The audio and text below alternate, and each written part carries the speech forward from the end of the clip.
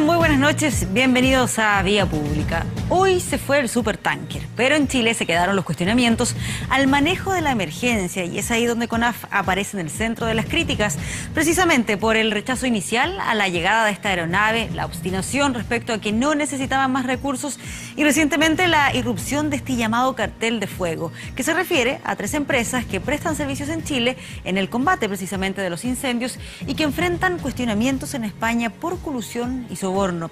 Es en ese contexto que un grupo de brigadistas de la CONAF ha pedido a la salida del ministro de Agricultura y del director de esa institución. ¿Qué dijo el gobierno? La ministra vocera aseguró que el proceso de licitación se ha hecho teniendo en cuenta todos los elementos técnicos necesarios para contratar empresas que cumplan con los requisitos, lo que hace pensar que no habrá solicitudes de renuncia. Considerando que las altas temperaturas llegaron para quedarse a raíz del cambio climático, queremos analizar esta noche el futuro del organismo encargado de contener los incendios forestales y eso va a ser parte del debate acá en Vía Pública. Pero tenemos también una pregunta en nuestro fanpage en Facebook, precisamente referido a este mismo tema y lo revisamos inmediatamente. ¿Cómo evalúan ustedes la gestión de la emergencia de los incendios en enero por parte de CONAF? Tenemos algunas alternativas ahí en el fanpage de Facebook, buena, mala o acorde a sus recursos. La idea es que ustedes participen, voten y revisamos los resultados al término de este Vía Pública. Vamos a estar conversando sobre la situación actual que atraviesa CONAF y en términos generales también el futuro del combate de los incendios forestales a raíz de la emergencia que le tocó vivir a la zona centro-sur de nuestro país. Saludamos a quienes nos acompañan esta noche. Primero a Michel Deler, experto en gestión de emergencia. Michel, muchas gracias por acompañarnos nuevamente acá en Canal 24 Horas. Gracias. Y también a Paulina Riquelme, abogada, especialista en Derecho Ambiental. También muchas gracias por acompañarnos acá esta noche. Gracias por la invitación.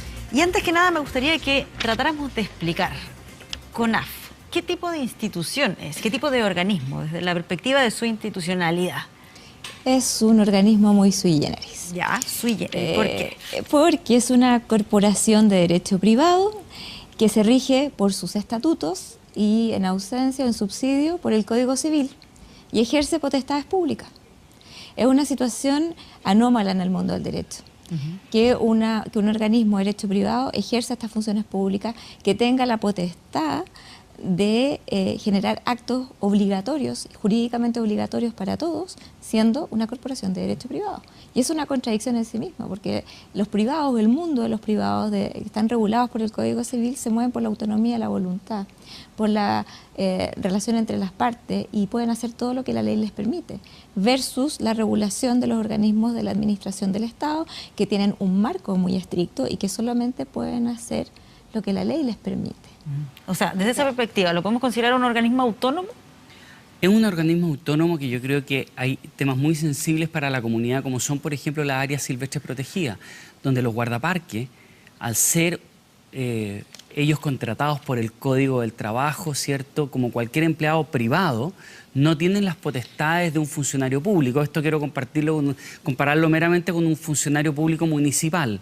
Un funcionario público municipal es contratado y se transforma por el hecho de ser funcionario público, por ejemplo, en un inspector. Eso permite controlar la norma de tránsito, si está bien estacionado, sacar una multa, ejercer de una u otra manera la potestad que da el Estado en términos de autoridad. Un guardaparque que está a cargo de vigilar, responsable de nuestros recursos naturales más preciados, que incluso en muchos de esos casos está en peligro de extinción, no tiene ninguna de esas potestades porque finalmente no es funcionario público y no puede tenerla. Y si llegase a tener alguna, entra en una gran contradicción precisamente por ser un privado que está ejerciendo una labor que le corresponde a un funcionario público. Es decir, tenemos, por ejemplo, en los guardaparques ahí una contradicción que tiene que ver con tenerlos incluso desprotegidos de herramientas que les permitan ejercer adecuadamente la labor en la cual nosotros sabemos que muchos de ellos están profundamente comprometidos en las áreas silvestres en las cuales ellos trabajan. Claro, considerando lo sensible del rol que cumple CONAF, ¿cuál es el grado de injerencia, de control que tiene el Estado considerando estas características que tiene su institucionalidad? Tiene bastante poca, si bien están sujetos específicamente desde el punto de vista de la supervisión de aspectos financieros, porque el Estado es el que otorga los fondos a través de la Contraloría, tienen están sujetos a ese control, no están sujetos a la regulación que es aplicable al resto de los organismos de la administración del Estado. Es decir, ¿eso qué significa? Significa que en las adquisiciones y en los contratos no están sujetos a la ley de compras públicas, por ejemplo. ¿Ya? Y ahora tiene mucha relevancia a raíz de lo que está pasando con el llamado considerando lo que se está debatiendo hoy día. ¿Ya? Si bien ellos pudieran tener un sistema de licitación, si lo tienen es porque es voluntario, pero no es porque están sujetos al régimen de contratación pública. Ya, no es una exigencia. No es una exigencia. Sus trabajadores se regulan por el Código del Trabajo.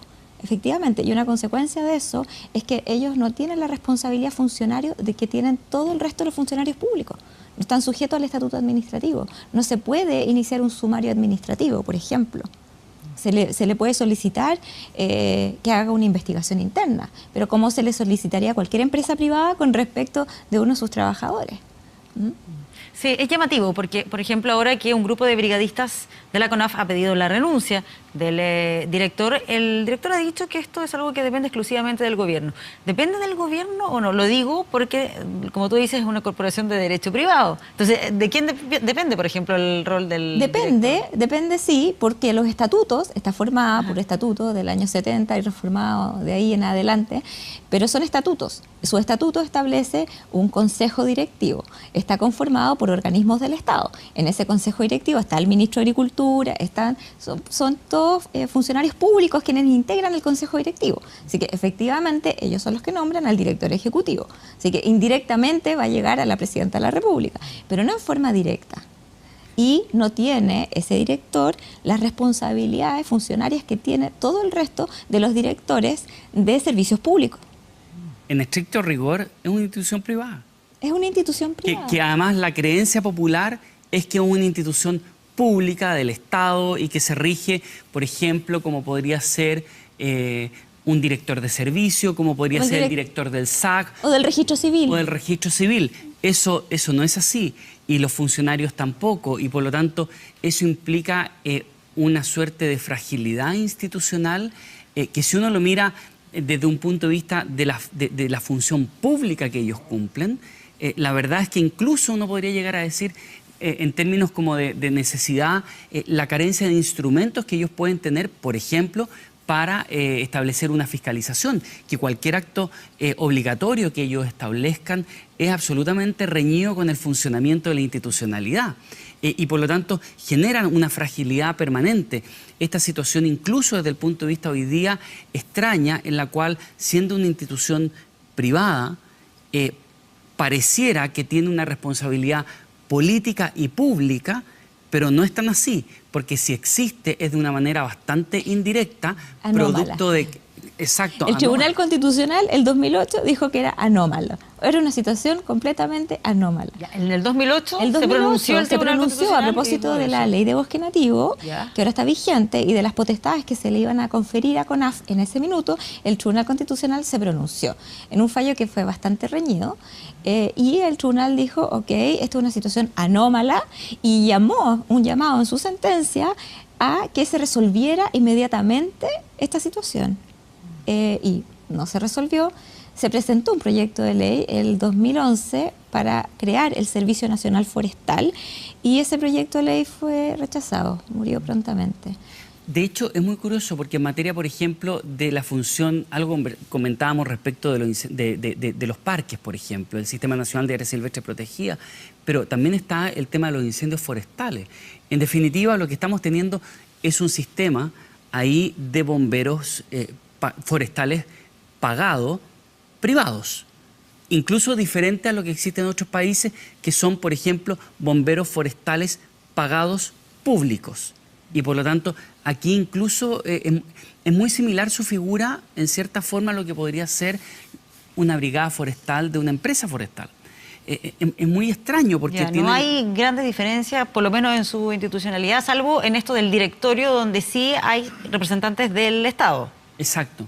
Pero en definitiva son contratados como cualquiera de nosotros puede ser contratado en Perfecto, con cualquier el Código del empresa. Trabajo. Código del Exactamente, trabajo. se regulan por el Código del Trabajo. Y de hecho tiene un discurso contradictorio, porque efectivamente ejercen una función pública, pero si uno revisa los dictámenes de Contraloría, puede ver que ellos han argumentado a la misma Contraloría, desde CONAF, cuando les han pedido inicio de procedimientos de investigación, de sumarios administrativos. Ellos dicen, nosotros somos una corporación de derecho privado, nuestros trabajadores se rigen por el contrato de trabajo y por el reglamento interno de higiene y seguridad. No nos regimos por el estatuto administrativo, por lo tanto nosotros no hablamos de sumario administrativo. Ya. O sea, pero a la hora de exigir responsabilidades, ¿puede el gobierno solicitar, por ejemplo, la renuncia del director? Sí lo puede hacer, pero eso no va a solucionar el problema. Eso es una solución de muy corto plazo. La solución de largo plazo es transformar a la CONAF en un servicio público. ¿Qué pasó con ese a la proyecto? Regulación de todos los órganos de Perfecto. la administración del Estado. Entiendo que, y lo mencionabas tú también, que durante la administración del expresidente Sebastián Piñera se presentó un proyecto. Exactamente. Y eso finalmente se rechazó.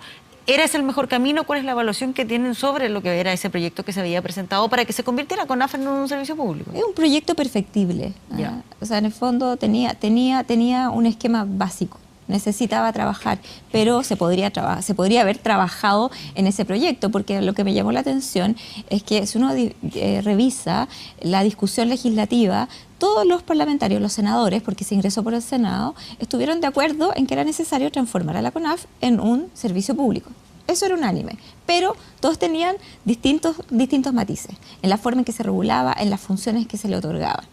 En las facultades que se le otorgaban, decían que había cierta superposición de competencias con competencias ambientales. Recordemos que el proyecto de ley que presentó que crea el Servicio Nacional Forestal era parte del diseño de la nueva institucionalidad ambiental que pretendía separar lo que es forestal y administración del recurso forestal y atribuirlo al Servicio Nacional Forestal, en tanto creando el Servicio de Biodiversidad y Áreas Protegidas, que tenía por objeto la administración de las áreas protegidas del Estado y también el cuidado de la biodiversidad del país. Ya, pero finalmente ese proyecto no vio la luz y fue No vio la rechazado luz. ahí en el Congreso. Ahora, Michelle, ¿coincides con que el mejor camino es ese, que esta institución se transforme en una de carácter público?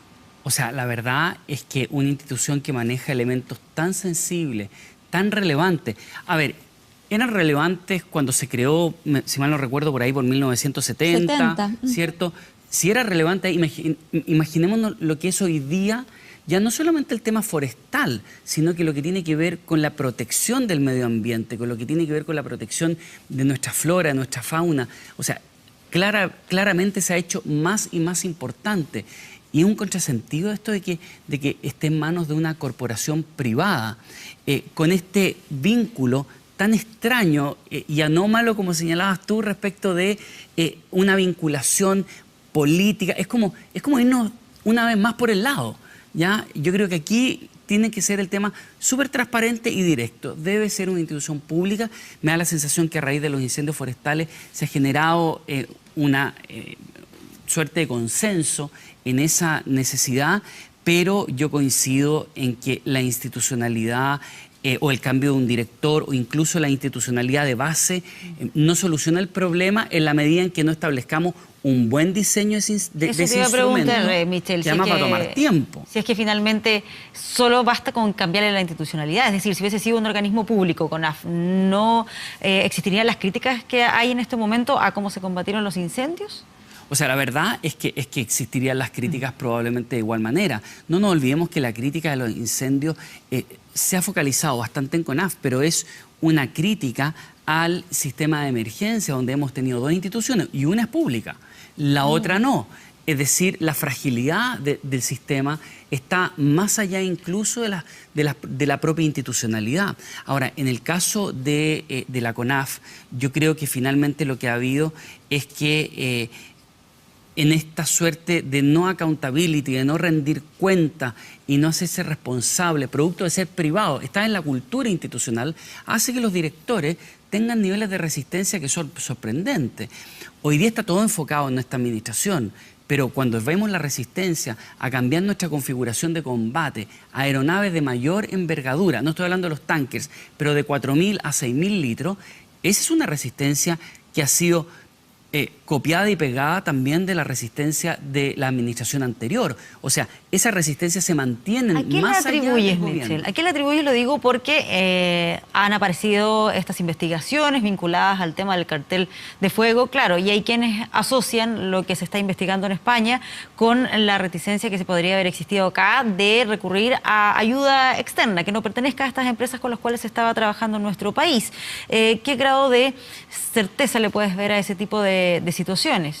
Yo creo que ahí nos pena la institucionalidad pública, precisamente porque ellos son una institución privada que como cualquiera puede establecer los contratos. Probablemente vamos a llegar a contratos los cuales desde el punto de vista privado van a estar bien hechos, probablemente no va a haber ninguna falta, pero si hacemos un análisis desde la gestión e hiciéramos un análisis de la gestión como institución privada, sería muy cuestionable que hubiesen incentivos perversos respecto de las horas extra. Eso. No porque exista, porque ese error se puede cometer. El tema es que hubo una instancia de aprendizaje y esa instancia de aprendizaje se dio en España. Es decir, cuando yo estoy metido, y aquí hago el juzgamiento meramente de gestión como institución privada, si yo estoy metido en un negocio en el cual en España se establece un escándalo a partir de una situación de colusión y se hace una modificación de contrato en un mercado que es global, que es además tremendamente competitivo, la verdad es que lo mínimo que yo debo hacer en ese mercado es mirar el mundo y establecer las modificaciones y el aprendizaje de allá.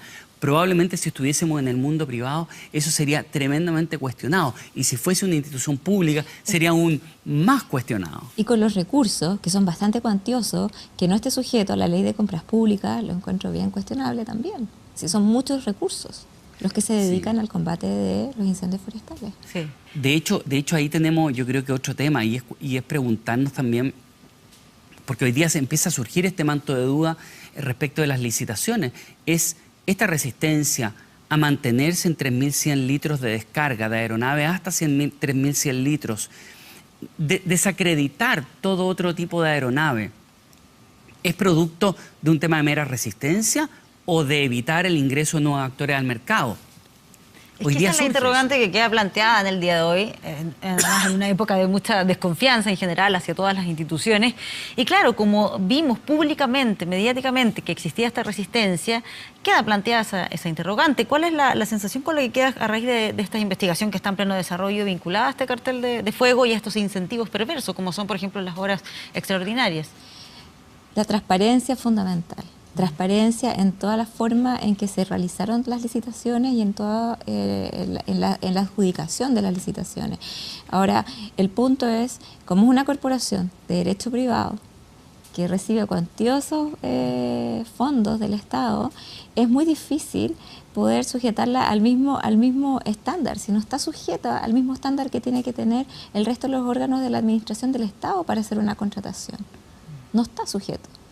No tiene la obligación de hacerlo tampoco. Puede ser que tengan un sistema de licitación y que sea esa la política definida, pero no tienen esa obligación y no tienen tampoco la accountability, la responsabilidad que tienen los órganos de la administración del Estado. Entonces es bastante irregular que puedan ejercer potestades públicas, una función pública, pero no tengan el nivel de accountability que tienen los órganos de la administración del Estado. Yo creo que ahí, además, si uno lo analiza desde la cultura organizacional, empieza a tomar coherencia esta resistencia que trasciende a los gobiernos de turno. Porque, en definitiva, se sienten partes, pero no son parte del Estado. Y, por lo tanto, se genera una suerte de soberbia sobre la base de la autonomía que yo creo que daña institucionalmente a la CONAF. Hoy día, más allá del proyecto de ley que se pueda generar y se pueda empezar a discutir en el Congreso, estamos con una CONAF y un sistema de emergencia dañado tremendamente. Y es un sistema de emergencia que no va a tener el tiempo para recuperarse hasta la próxima emergencia o para que haya una nueva institucionalidad. Van a pasar años hasta que haya una nueva institucionalidad de CONAF. Ojalá que la nueva institucionalidad de ONEMI se apruebe durante el actual gobierno, porque efectivamente, si la verdad es que le ponen las urgencias necesarias, podría aprobarse, pero en definitiva va a entrar a funcionar probablemente en 2 o 3 años más, porque el reglamento que regula la ley, una vez que esté aprobada la ley, una vez el reglamento va a tomar 2 años a lo menos. O sea, es decir, de aquí a 3 años más podríamos recién tener una nueva institucionalidad emergente, sin mencionar todo el cambio organizacional, de cultura organizacional. Entonces, el daño que está sometido hoy día a nuestro sistema de emergencia es muy grande y vamos a tener otras emergencias. Y yo quiero graficarlo de la siguiente manera. Es tan grave el daño que tiene nuestro sistema de emergencia y el daño que ha tenido CONAF y ONEMI en estos últimos 6 años, es que hoy día la propuesta de incendios forestales la está haciendo el Ministerio de Defensa. Un ministerio que está asumiendo una propuesta en el ámbito de la seguridad interior del Estado. Cuando no está dentro de su misión esencial establecer labores en materia de seguridad pública. La seguridad pública, los organismos de la defensa, lo ejercen solamente sobre la base en un momento de estado de excepción constitucional. Y hoy día están ellos, el Ministerio de Defensa está estableciendo la propuesta en materia de combate de incendios forestales, de adaptación de aeronaves, etc. Yo creo que ahí hay un tema que hay que abordarlo en el cortísimo plazo, porque todavía estamos en temporada de incendios forestales, van a venir nuevos incendios forestales la otra temporada, pero vamos a tener terremotos, vamos a tener otro tipo de incendios, vamos a tener lluvia, solo por decir algunos. En el 2 o 3 años pueden pasar muchas cosas. Miremos lo que ha pasado en los últimos 6 años. Sí. O sea, ahí hay un foco de corto plazo, porque uno de los pilares fundamentales de un sistema de emergencia es la confianza. Y eso pareciera que está tremendamente resquebrajado y débil. Sí. Paulina, para cerrar, ¿crees que se ha dejado pasar demasiado tiempo en cuanto al cambio de la normativa? Demasiado tiempo. Si ya el 2008 tenemos una sentencia del Tribunal Constitucional que así lo dispone, luego el Tribunal de Defensa de la Libre Competencia también lo dijo, Contraloría, reiterados dictámenes lo ha señalado. Es un tema que en derecho administrativo surge siempre en la universidad, es una situación anómala. Yo creo que ya es tiempo de ponerse las pilas y de generar en el fondo la institucionalidad que se merece el sector. Ahora, solamente para añadir un dato más, sí se está tramitando otro aspecto que era complementario al Servicio Nacional Forestal, que es el Servicio Nacional de Biodiversidad y Áreas Protegidas. Ese proyecto de ley sí se está tramitando, sí se presentó por parte del Ejecutivo una indicación sustitutiva, entonces llama la atención que se le dé toda la prioridad a eso y se deje de lado o no se quiera abordar la creación del Servicio Nacional Forestal. Que son 2 elementos fundamentales en la institucionalidad, en el diseño de la institucionalidad ambiental que se diseñó en el primer gobierno de la presidenta. Y yo te diría que ahí es súper importante que esto va a tomar tiempo y va a tomar discusión. Y entre esa discusión van a pasar cosas. Y una de esas cosas es que una CONAF ya está debilitada, es muy complejo seguir gestionando sus funciones esenciales y su función pública en el esquema actual. Por lo tanto, debe haber un piso político y una gestión política mucho más potente para recuperar una institucionalidad que está dañada, que sigue siendo dañada desde las redes sociales, la falta de credibilidad, y ese es un tema que debe abordarse porque la institucionalidad pública uno debe protegerla, incluso aunque tengamos esta situación tan rara que sea una institución privada. Sí, complejo porque además sería una discusión que se daría en un año electoral. Por lo tanto, también hay otros elementos que inciden. Pero bueno, vamos a ver cómo evoluciona también esta discusión. Muchas gracias por acompañarnos acá esta noche en Vía Pública. Muchas gracias. Gracias. Vamos a una pausa y ya regresamos con más. Todavía queda algo de Vía Pública.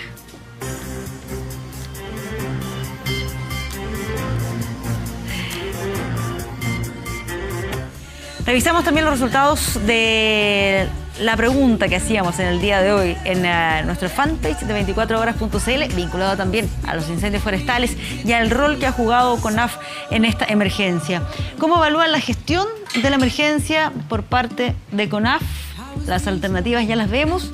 Buena, un 14%, mala, 66%, y acorde a sus recursos, 20%. Claramente ahí hay una evaluación muy negativa a lo que ha sido la labor de CONAF en el manejo de esta emergencia de los incendios forestales que afectaron a buena parte de la zona centro y sur de nuestro país.